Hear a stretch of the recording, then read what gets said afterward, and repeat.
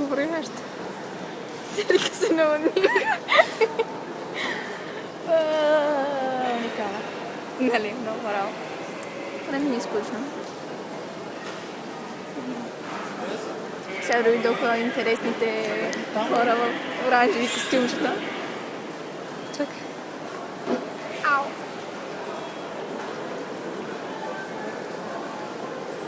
Ето ги.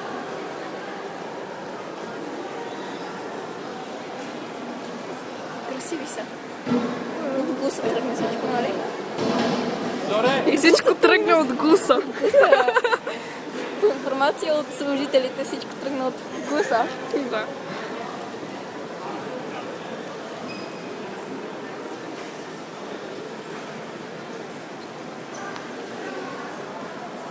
Удивителна обстановка.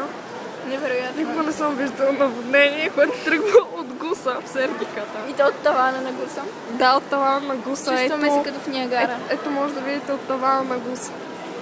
Тавана на гуса го дава на Ето сериозно. в гуса червени костюмчета.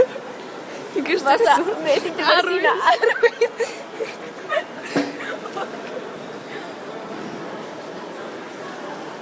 И тук продължава Всички да се молим чувстват. водата да не стигне до те толкова ли са.